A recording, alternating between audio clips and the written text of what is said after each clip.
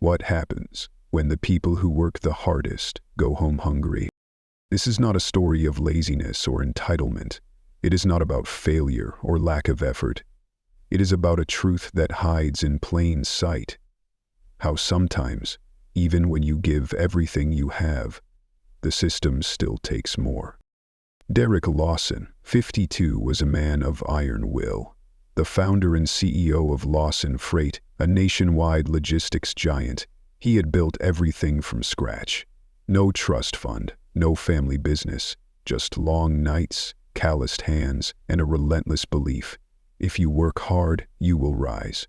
And those who don't, well, they deserve where they land. His reputation echoed through the halls of the company's sleek Atlanta headquarters.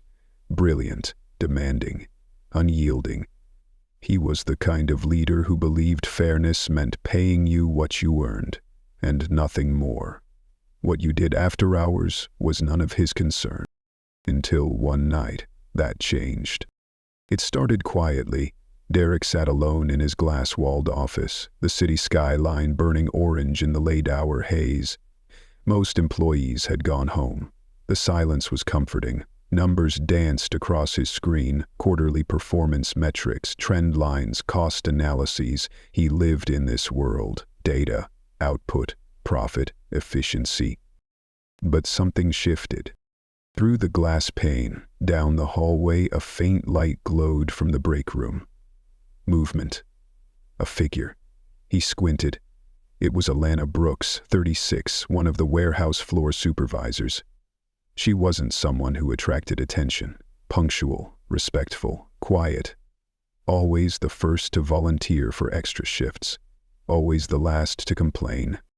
She stood there, shoulders slightly hunched, hesitating near the food counter. The cafeteria had closed hours ago. No one else was around. She spoke briefly to the overnight cook, an older man Derek vaguely recognized from late-night coffee breaks.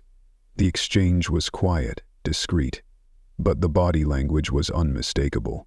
Tension, reluctance, shame. Then, the cook reached under the counter and handed her a takeout container. Alana muttered something, perhaps a thank you, and tucked the container quickly into her oversized tote bag.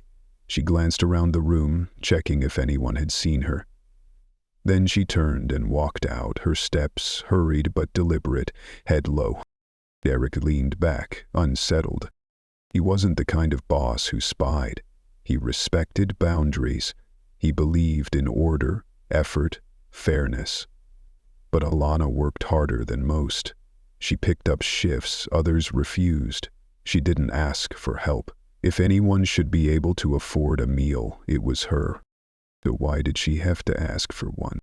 The image stuck with him. It needled at something buried deep, something uncomfortable. Maybe it was nothing. Maybe she forgot her wallet. Maybe she was on a diet. Maybe it was none of his business. But then, if that were true, why did it feel like it was? He rose, almost without realizing it, rolled up his sleeves, stepped into the cool, crisp night. And from that moment on, nothing was the same. What Derek witnessed that night, what he followed, was not just one woman's routine. It was an unveiling of poverty masked as professionalism, of hunger hidden beneath discipline, of quiet suffering that went unseen for too long. And once seen, it could not be unseen. This is the story of a powerful man broken open by a glimpse into a world he had never dared to look at. This is the story of Alana Brooks and the children waiting for her in the dark. This is the story of what happens when someone finally says, enough. Before we dive into the full story, I invite you to settle in. This one deserves your full attention. Grab a warm drink, find a quiet seat, and let yourself truly listen. Because the truth is not loud, but it matters more than ever. There was a time when Derek Lawson believed that everything had a place. Discipline belonged in the bones, respect in the eyes, and reward, well, reward only came to those who earned it. The world was a system, and like any finely tuned engine, it demanded order. You worked, you delivered, you moved forward. Anything less, in his mind, was a breakdown. He had built Lawson Freight from the back of a rented truck, sleeping in the cab through the sticky Georgia summers, eating gas station sandwiches between deliveries, showering in truck stops that reeked of tiredness and diesel. He had clawed his way into the industry, learning routes, regulations, the bitter math of profit margins. And with every contract won, every route expanded, he carved his name a little deeper into the American dream. At 52, Derek was both respected and feared. He was the kind of man who never missed a deadline and expected the same from those around him. Employees admired his commitment and dreaded his silence. He never raised his voice. He didn't have to. If he said, "I expect results," it meant there was no room for excuses. If you couldn't deliver, you didn't belong. His office on the 20th floor was a reflection of that ethos. Floor-to-ceiling glass, minimalist decor, not a photograph or framed award in sight. Just function, just purpose.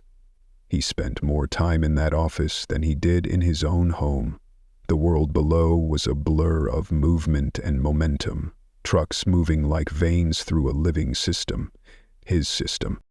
On that particular Thursday night, he had planned to leave early, but numbers kept him there. Numbers always did.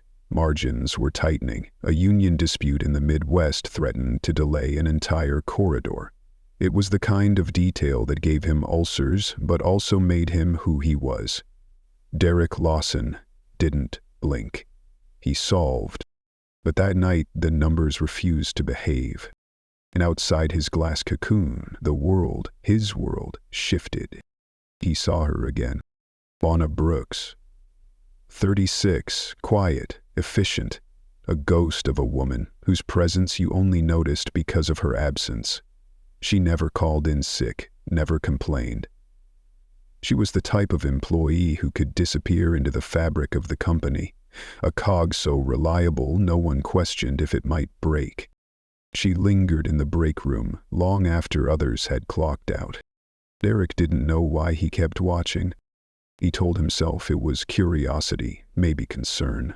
But something about the way she stood, one hand gripping the edge of the counter, her eyes down, her shoulders stiff like a door half closed, kept him glued to his chair. Then came the moment, the quiet exchange with the overnight cook, the hesitant look, the takeout box, the way she tucked it into her tote bag like it was a contraband item, something stolen. Derek should have looked away. He didn't. Instead, he leaned forward, elbows on desk, heart unsettled. There was something in that image he couldn't shake. He didn't know Alana, not really. He knew her name from reports, from metrics, from the few times he had walked through the logistics floor and nodded at the sea of uniforms. But she had never spoken up, never asked for a raise, never showed up late. She simply worked. Always. So why did she need to ask for food? He closed his laptop, stared at the screen as it went black, his reflection faint and pale in the glass. Was it his business? Technically, no. He paid her well. His benefits package was industry standard. If she was struggling, it wasn't because he hadn't fulfilled his side of the deal. That's what he told himself. But the numbers blurred in his mind, and the image of Alana, hurried, quiet, ashamed, remained sharp. He stood. It wasn't a decision, not really, more a reflex, like the tightening of a fist in the face of impact. He grabbed his coat, walked to the elevator, descended past polished floors and marble lobbies. Outside, the night air hit him like truth, cold and undeniable. He saw her again at the corner, waiting for a bus, alone. No car keys, no rideshare, just her, and the weight she carried. He hesitated. Yen followed. The bus smelled of old vinyl and damp air. The lights flickered with the fatigue of the hour, casting everything in brief flashes of sickly white. Derek sat in the back, his tailored coat pressed against cracked plastic, watching as Alana rested her head against the window. She didn't look around, didn't check her phone. She looked still, like she had learned stillness the hard way. The city slid by.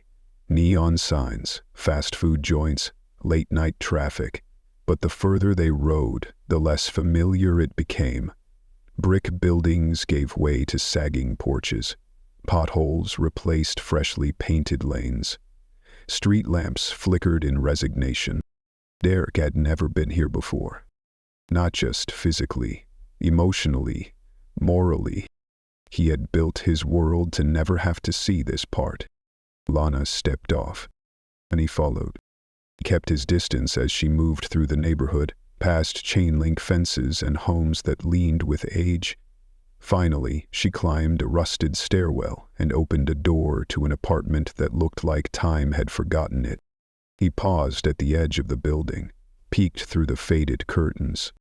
Inside, the scene hit him like a gut punch. The apartment was bare. Not recently moved in bare, not temporarily sparse, but hollow. The kind of emptiness that settled into a place like dust. Slow, heavy, suffocating. No couch, no table, just a single mattress on the floor. Two children emerged from the shadows, small, thin, wide-eyed. Derek watched as Alana knelt, her exhaustion evaporating the second they appeared. She opened the takeout container slowly, carefully, as if it were something sacred. The children didn't reach for the food with excitement. They reached with urgency, as if they had waited too long. She split the meal evenly, but didn't eat. Lums if she only watched. Derek stepped back, heart pounding. His world, the clean office, the spreadsheets, the unshakable belief in effort, felt like a lie.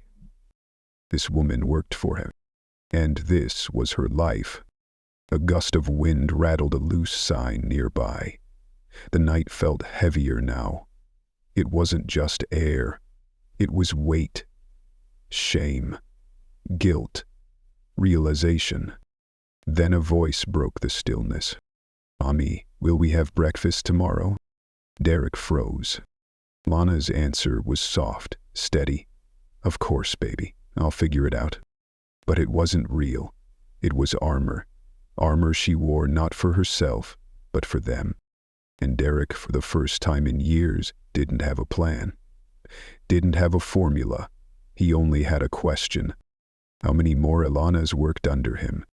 How many more were too proud to ask? And how many nights had he walked past them, believing he had done enough? He didn't go home that night. He didn't sleep. He returned to his office, but the glass no longer felt clean. It felt like a barrier. A wall between him and a truth he could never unsee. Before we continue with what Derek chose to do next, I ask you to pause for a breath. We're not done. The most powerful part of this story is still ahead. Make sure you're present. Find stillness. Let the emotions sit. Because what comes next isn't about policy or paperwork. It's about what it means to truly see someone. Derek Lawson stood across the street from the building as if it had the power to see him. The apartment complex looked tired, like something that had been standing too long without anyone asking how it was holding up. Chipped paint flaked from its surface like old memories, and the stair railings sagged under the weight of years. A broken porch light blinked above the entryway, casting uneven pulses of light that made the structure appear almost alive, breathing, hurting, waiting. He could still feel the cold in his lungs. It wasn't the kind of cold that came with winter. It was deeper, settled beneath his skin, threaded into his thoughts. It was the kind of cold that crept in when you saw something you weren't ready to understand. Alana had disappeared inside moments before, the metal door clanging shut behind her. Derek remained still, his hands buried in the pockets of his overcoat, his breath visible in the heavy air. He didn't belong here, and he knew it. The tailored wool, the leather shoes, the quiet tension in his jaw, all made him look like an intruder in a place that didn't expect visitors. Gone. But he had seen too much to turn away. Through the yellowed curtains, he watched the room unfold like a memory he hadn't lived but somehow still recognized. No couch, no table, a thin mattress on the floor like an island in a sea of bare linoleum. Blankets piled neatly, too neatly, in a way that spoke not of order but of necessity. Then came the sound. Small feet. 2 children, a boy and a girl, emerged from the shadows of the room. They looked around 6, maybe younger, their eyes wide, faces pale under the dim bulb overhead. Alana knelt. Her fatigue vanished the moment they appeared. She reached into the oversized tote bag and retrieved the takeout container. Her fingers moved with care, almost reverence, as she placed it on the ground. The kids moved forward without hesitation, not with the excited bounce of children expecting a treat, but with a hunger that pulled them like gravity. The boy's hands shook slightly as he grabbed a plastic fork. The girl reached with both hands, her curls bouncing as she leaned forward, her mouth parting before the food even reached her lips. Alana didn't eat. She sat, cross-legged, watching them with a kind of desperate devotion that stilled the air. Her lips moved silently, counting bites maybe, or praying. Derek took a single step back and hit a metal pole behind him, the clang sharp and echoing in the night. The sound made him freeze, not from fear, but from shame. He shouldn't have followed her. He shouldn't be here. But still, he couldn't leave.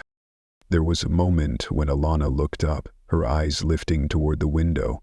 For a breath, he thought she saw him, but she didn't move. She only reached forward and tucked the girl's coat tighter around her shoulders.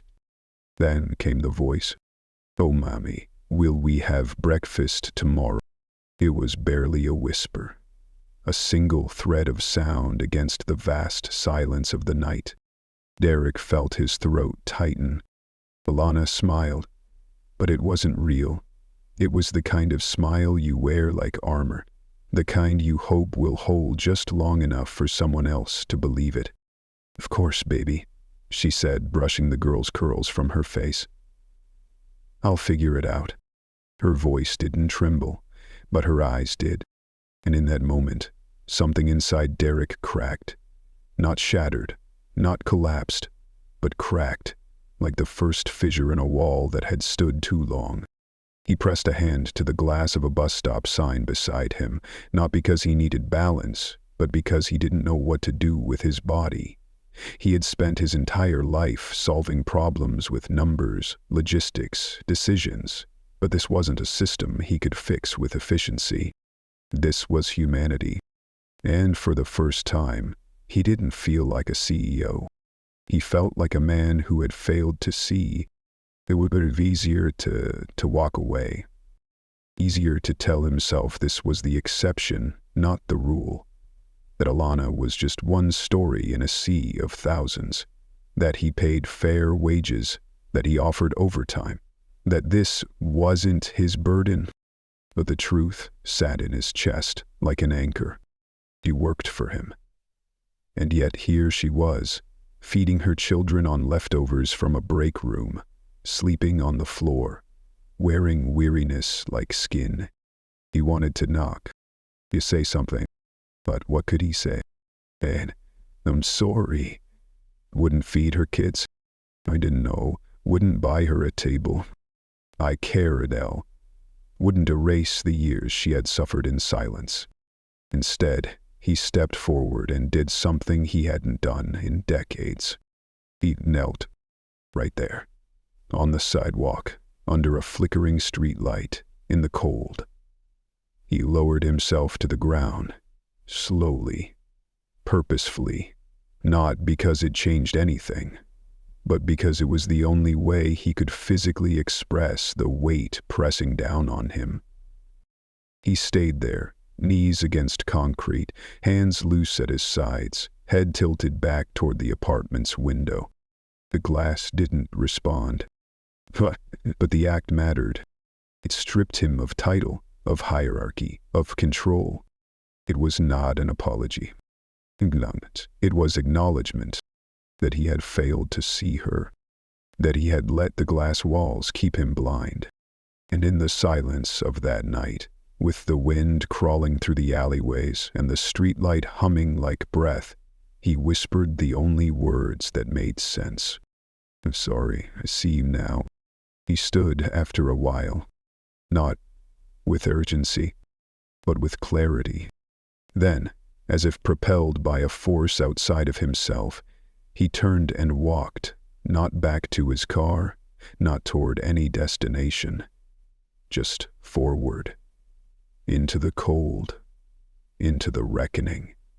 The next morning arrived not with light, but with weight. Derek Lawson sat in his office, but it no longer felt like his. The clean lines of the desk, the spotless glass, the soundproof walls, none of it brought him comfort. It was as if the room had absorbed the silence from the night before and was now holding its breath, waiting for him to exhale. He hadn't slept, not really. His bed had felt too soft, the sheets too clean, the silence in his penthouse too sterile. His mind was still on that mattress on the floor, where two children ate dinner from a plastic box, and their mother lied with a smile so her daughter wouldn't cry. He stared at the morning's reports, but the numbers swam in meaningless shapes. Profit margins, fulfillment rates, payroll expenditures. They no longer spoke the same language. For years, these numbers had been his compass, his proof that he was building something good. But now, he questioned everything. The knock on his door was soft, almost uncertain. He didn't answer immediately. It was the kind of pause that comes when you already know what's waiting on the other side, but you need a breath to carry it. His assistant pushed the door open gently. "Alana Brooks is here to see you." Derek looked up. The world narrowed. He had spent hours debating whether to call her in himself. He had rehearsed dozens of ways to frame what he had seen, how to say it without sounding like he had crossed a line.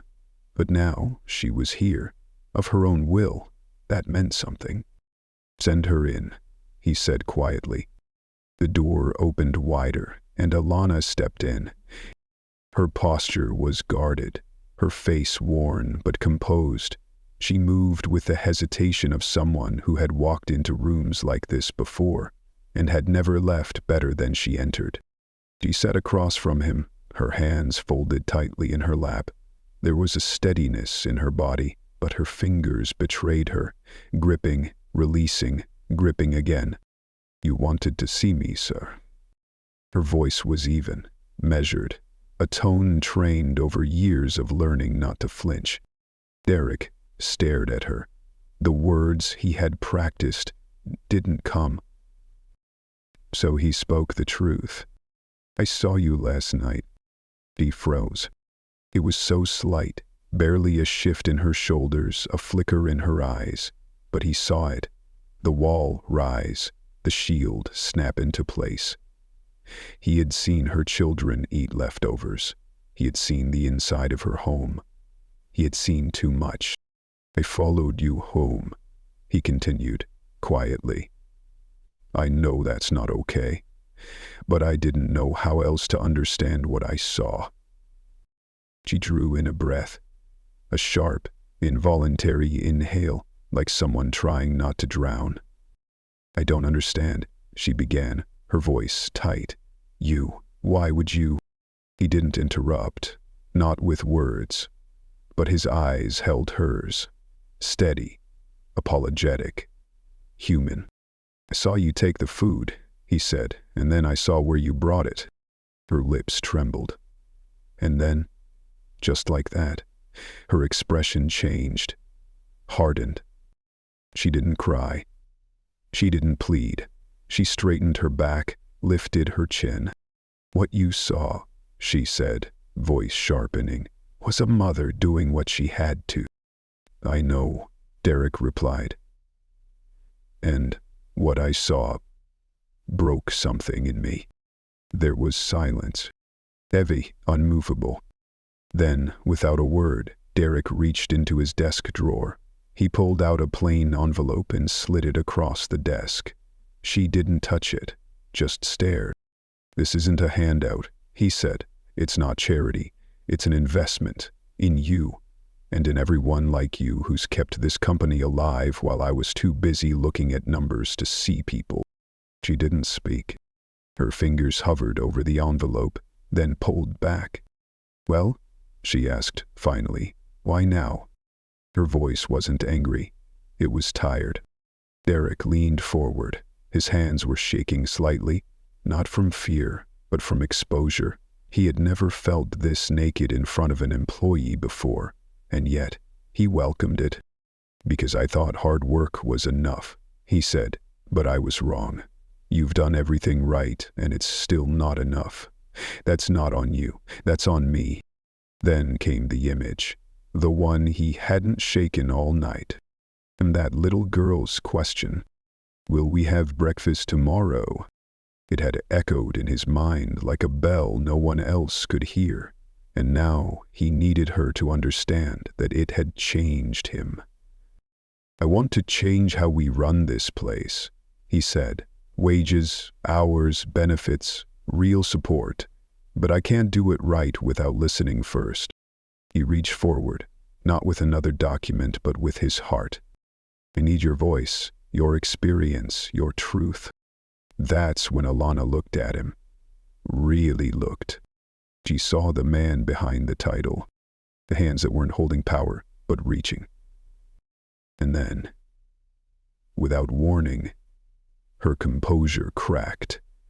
A tear slipped from her left eye, catching on her cheek like a confession.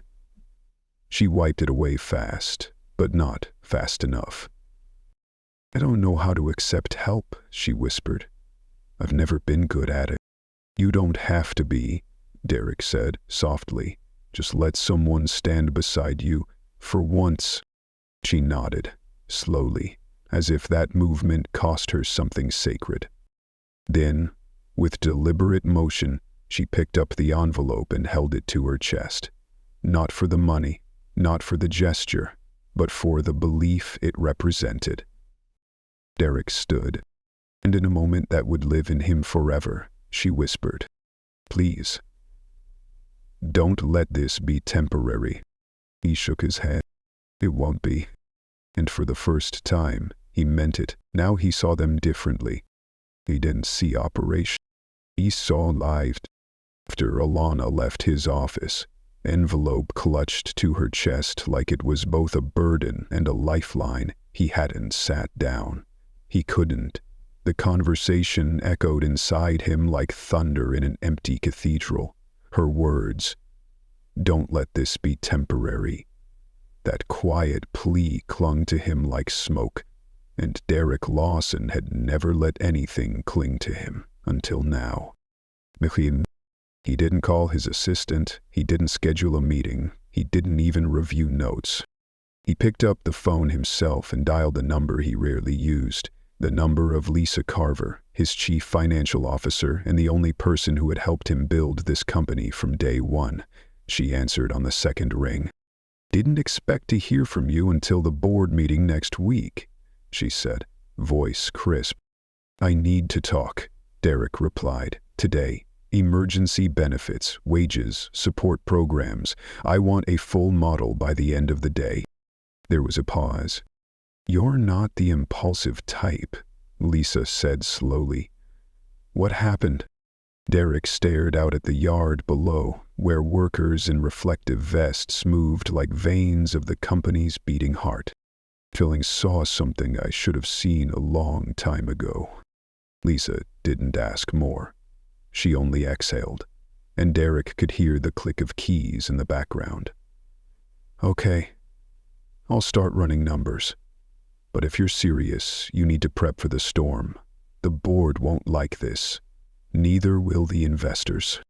"Let them not like it," Derek said, voice low and steady. "We've built this company on their backs. If we can't build it with their dignity too, it's not worth having." That afternoon, the boardroom felt like a war chamber. The long glass table gleamed under recessed lighting. Men and women in tailored suits shuffled papers, adjusted cuffs, and gave each other small, calculated nods. They expected a routine meeting, profit, projections, growth strategies. But Derek had other plans. He walked in without a laptop, without a briefcase, just a folder in one hand and a fire in his chest. Lisa sat beside him, her face unreadable, but her fingers tapped twice on the table. A signal. I'm with you. Across from him sat Daniel Grant, a longtime investor with a voice that often echoed louder than reason. Derek barely had time to open his folder before Daniel leaned back in his chair and said, "So, what's this about?" Derek didn't flinch. "I'm proposing an across-the-board wage increase," he said, voice steady. "Additional emergency assistance, child care support, a real system of backup when our people fall through the cracks." His silence spread. A quiet chun, like the second before a storm. "You want us to what?" Daniel scoffed. "Turn this place into a welfare program?" Derek didn't blink. "I want us to stop pretending our employees don't take the weight of this entire machine on their backs." Another voice chimed in. Miriam Stone, a sharp-witted analyst known for her spreadsheets and skepticism. "And how do you suggest we do this without compromising margins? Our competitors won't be increasing costs. If we do, we risk the whole model." Lisa slid a printed report across the table. "We've run projections. Yes, the change will impact short-term profits, but our turnover rate is bleeding us dry. The cost of constant hiring and training is higher than retention ever will be." Daniel slammed a hand on the table. "And what if it doesn't work? What if all we do is burn money and lose investors?" Then it came. Derek leaned forward, locking eyes with Daniel, and dropped the quiet bomb. "And I take the loss personally." That stopped everything. Even Lisa's head turned. "You're saying?" Daniel began, stunned. "I'll cut my salary," Derek said. "You want accountability, you have it. If this doesn't work, the loss is mine." The silence that followed wasn't empty. It was spun. And then Catherine Wu, the oldest investor at the table, and the only one who had known Derek before he built his empire, cleared her throat. "I think," she said slowly, "it's time we stop thinking about the next quarter and start thinking about the next generation." She pushed the report back toward Lisa. "I vote yes." It wasn't unanimous, but it was enough. One by one, the votes came in. Not with joy, not even with agreement, but with resignation to the truth. This was no longer about numbers. When the meeting ended, Derek didn't speak. He stood, walked out of the room like a man walking through fire. And in the hallway, just as the doors shut behind him, he finally allowed himself one breath. Long, heavy, full of purpose. Lisa stepped beside him. "You really cut your own salary," she said, almost in awe. "I had to," Derek replied. She looked at him, something soft creeping into her normally sharp expression. "You know this is only the beginning, right? The real fight starts now." Derek nodded. "I know. But for the first time, it's a fight worth starting." The warehouse was never silent, not truly. There was always the hum of machinery, the low whir of conveyor belts, the occasional screech of metal on metal, like a heartbeat built from gears. Even when things slowed down, when shifts rotated, when the sun had barely risen or already dipped, the warehouse breathed. But that morning, it felt different. Word had traveled. Not in emails, not in memos, but in the quiet, fast-moving current of worker whispers and sidelong glances. "Derek Lawson is coming down." No one quite believed it at first. CEOs didn't come to the floor unless it was for a holiday photo op or a staged press shoot. They didn't walk where boots touched grease-stained concrete. They didn't descend from glass offices unless something had gone terribly wrong, or was about to. By the time Derek arrived, the air was thick with anticipation. He didn't come with a microphone. No cameras. No PR team. Uji King among. Parent dressed the same as always. Tailored navy suit, polished shoes. But something about him was different. The way he walked, the way he looked around. Not scanning for weaknesses, but seeing. He stood in the middle of the warehouse, flanked by pallets of shrink-wrapped freight and the workers who'd stopped what they were doing to see if the rumors were true. When? Derek Lawson, the man known for numbers, for cold efficiency, for building an empire, cleared his throat and spoke. "No script today," he said, voice louder than it had ever needed to be in this space. "No speech, just something I should have said a long time ago." People stopped. A few exchanged looks. Some crossed their arms. Most just watched. Derek looked around. Really looked. At the faces. At the hands that moved thousands of pounds every day. The backs that bent without complaint. The eyes that had seen him walk past 100 times without ever stopping. "I used to believe," he continued, "that if you worked hard, it would be enough. That was my truth. That was the story I told myself when I built this place from a rented truck and a dream." He paused. The silence was heavy, waiting. But I was wrong. A ripple moved through the crowd. Not audible, not visible, but real. "Last week, I followed someone home. Now there was sound. Murmurs, surprise. I won't name her. She doesn't owe me that. But what I saw, it changed me." He took a deep breath. It was the kind of breath you take before stepping into water you know is cold, but you jump anyway. "I saw someone who gave this company everything and went home with almost nothing." More silence.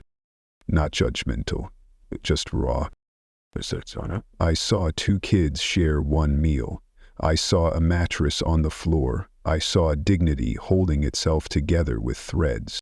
And then," his voice cracked, "just once, I saw what I had chosen not to see." He let the words sit. Let the room absorb them. Then slowly he walked forward.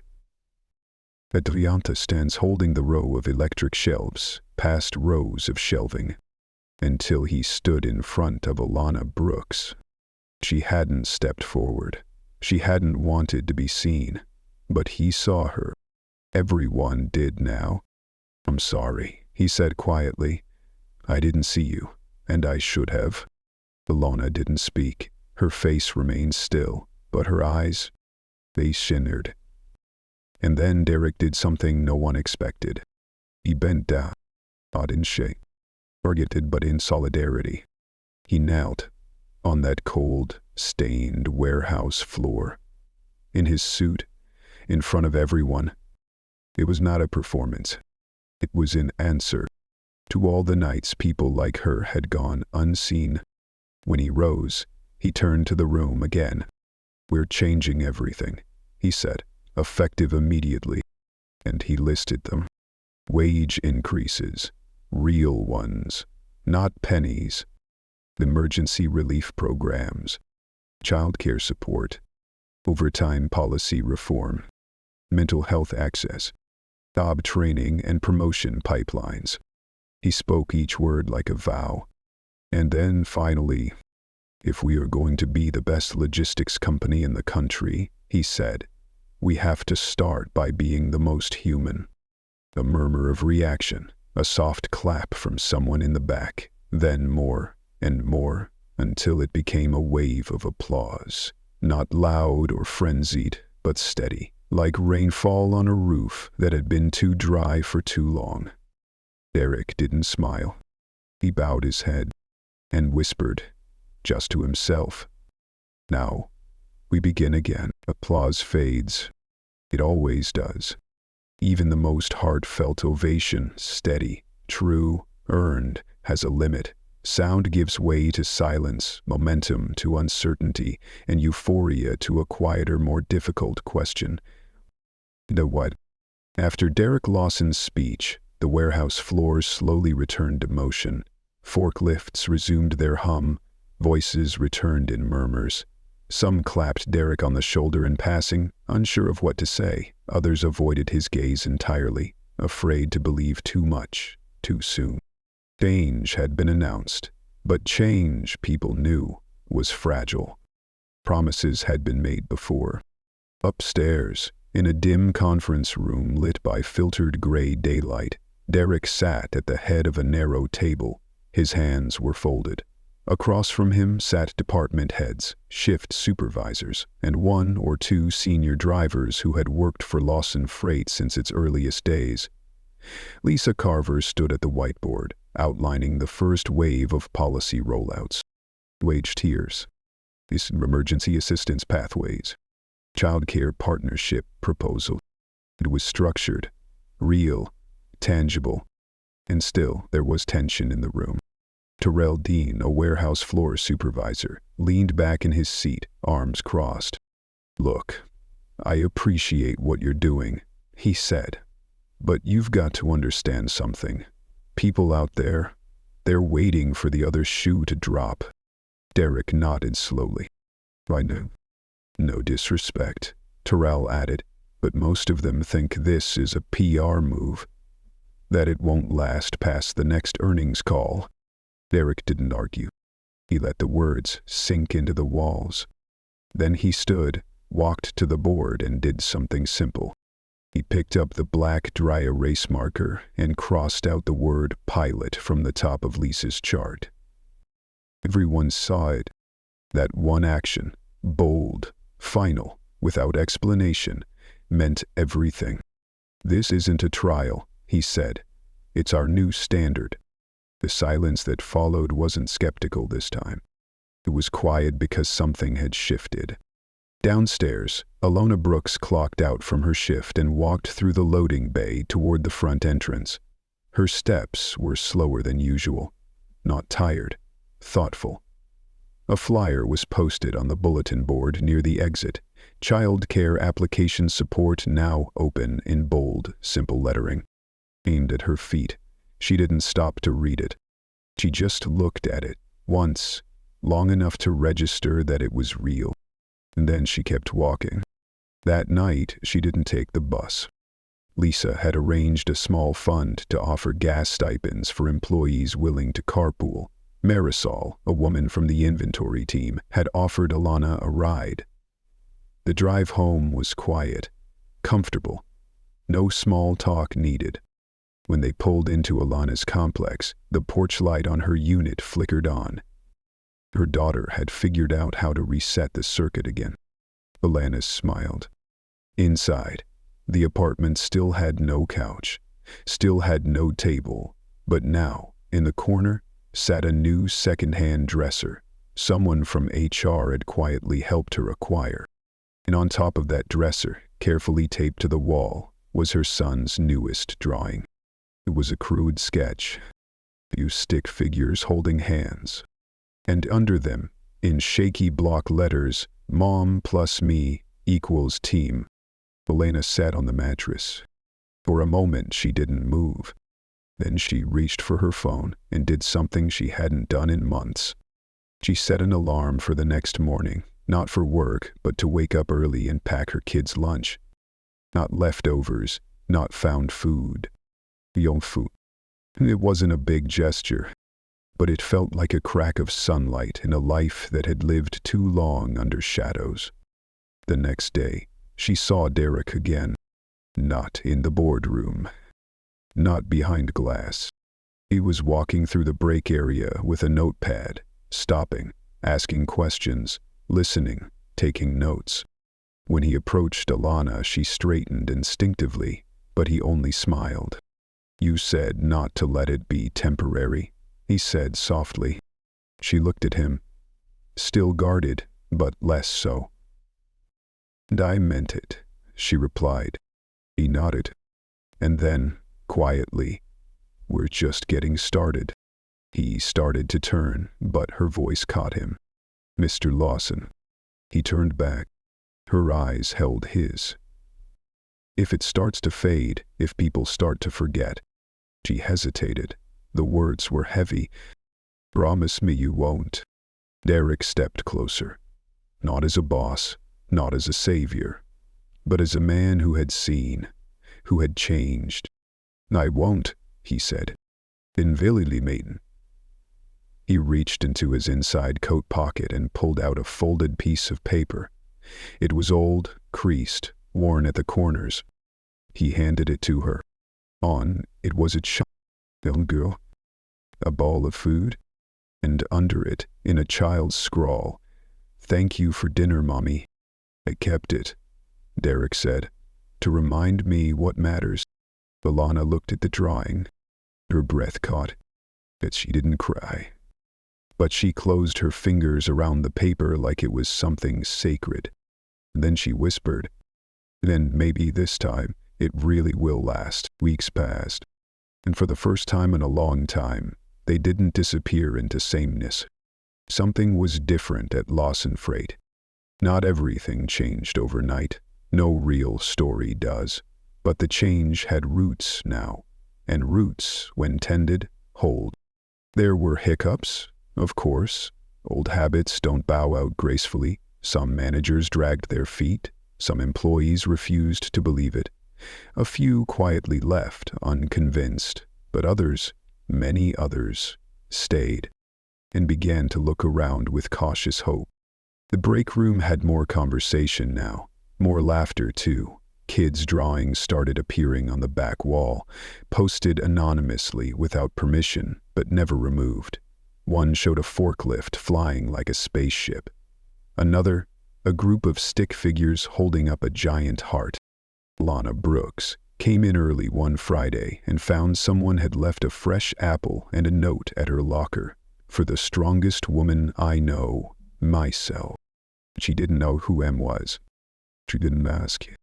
She just placed the apple on top of her lunchbox and folded the note into her wallet, next to a folded copy of her daughter's "Thank you for dinner, Mommy" drawing. Upstairs, Derek Lawson's office looked the same, but he no longer sat behind the desk. He sat across from him, on the visitor's side. He started doing it once a week, meeting with one employee at a time, eye to eye. No laptops, no clocks, just stories. Listening. Some came with ideas, others with exhaustion. Some came just to be heard.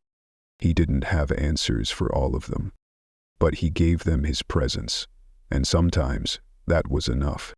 One afternoon, Lisa Carver found Derek sitting alone in the old conference room, the whiteboard behind him still marked with policy outlines from weeks before. "You thinking about the board meeting next quarter?" she asked. "No," he said. She raised an eyebrow. He smiled. "Just barely. I'm thinking about legacy." Lisa pulled out a chair and sat beside him. "Big word," she said. "Big question," he replied. They sat in quiet for a long while. Finally, Derek pulled something from his coat. A sealed envelope. Thick, unmarked. "I want this written into the company's charter," he said. "No matter who takes over when I'm gone, these policies stay." Lisa's eyes widened slightly. "Permanent?" He nodded. "Or as close as we can get." She took the envelope, held it for a second longer than necessary, and nodded. That evening, the sun set behind the loading docks in golden streaks.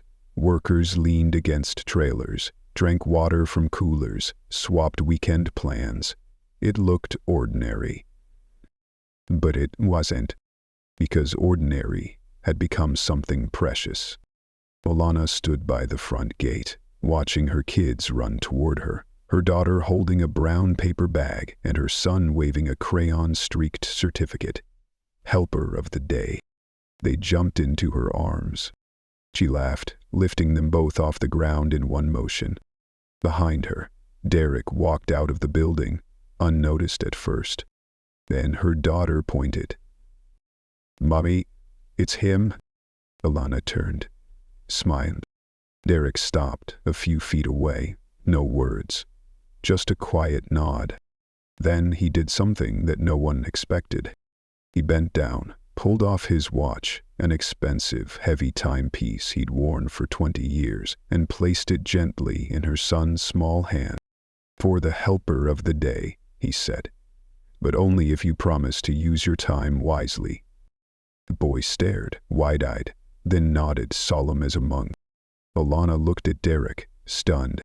"Well," she whispered. He shrugged. "Because some things are finally in the right hands." Then he turned and walked away, slow and steady, the sunset catching on the back of his collar like firelight on armor. Later that night, Alana tucked her children into bed. She stood by the window, the city glowing quietly in the distance. Her fingers traced the outline of the folded note in her wallet, and her eyes flicked toward the corner of the room, where a second-hand table now stood, beside a new set of chairs. And then, without thinking, she did something instinctive. She turned off the main light, lit a small candle on the table, sat down in silence, and whispered, "Let this light stay." It flickered once, and out, and in that quiet flicker something real was born, not loud, not grand, not headline-worthy, but real.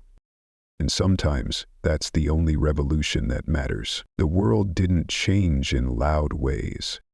No headlines ran with Derek Lawson's story. No cameras followed Alana Brooks home. There was no press conference, no applause from strangers, no viral video.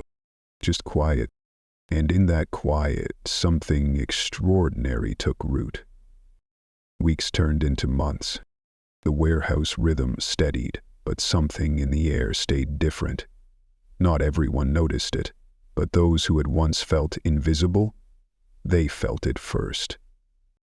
A new bench was installed outside the main entrance, simple wood and iron. No plaque, no inscription, but it stayed full every break hour, as if it had always belonged. People talked more, smiled more, trusted more.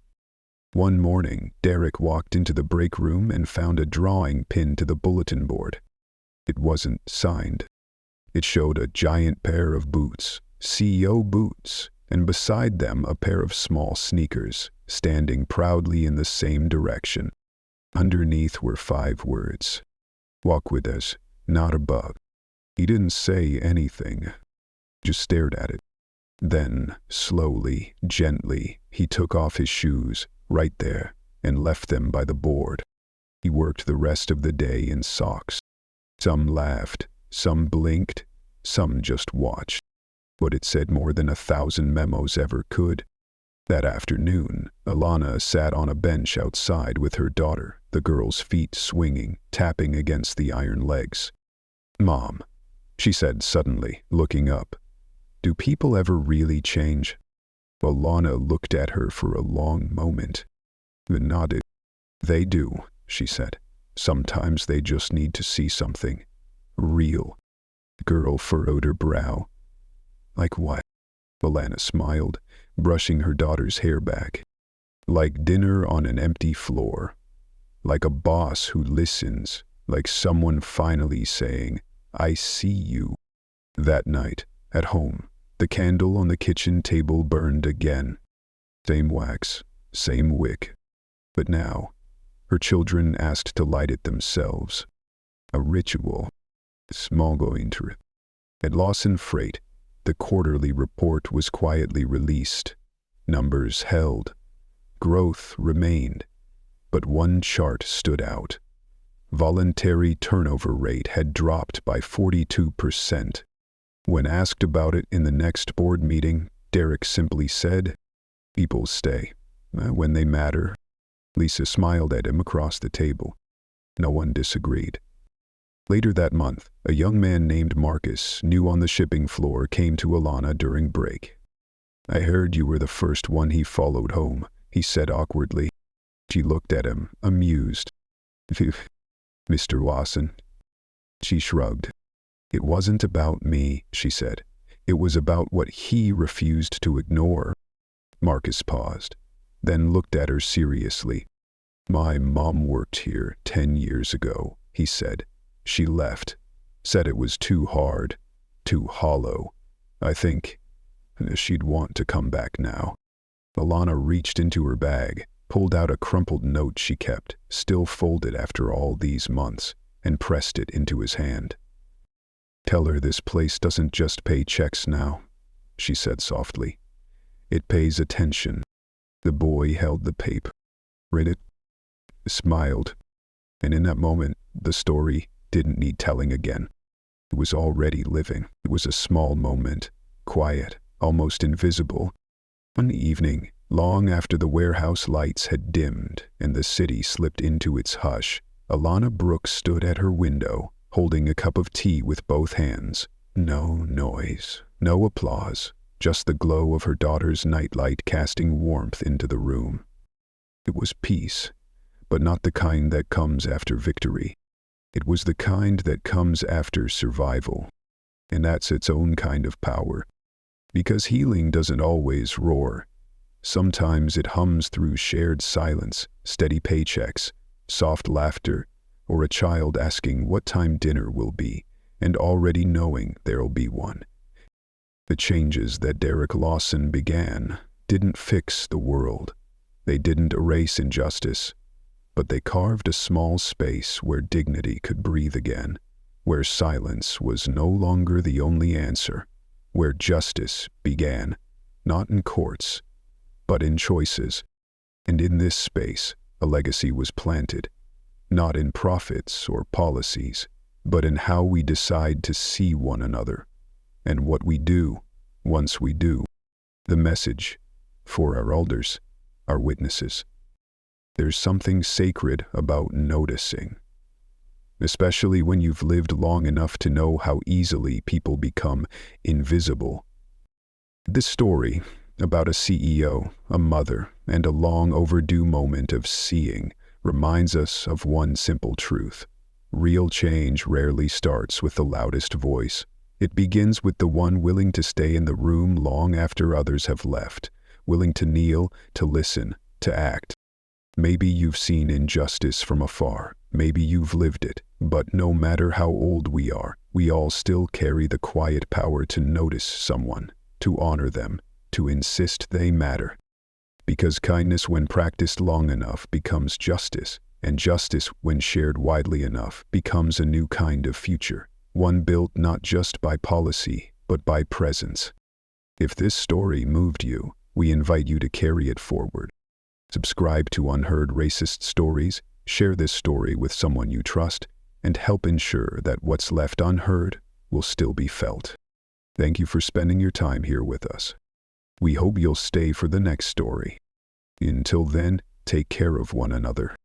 We'll see you soon at Unheard Racist Story.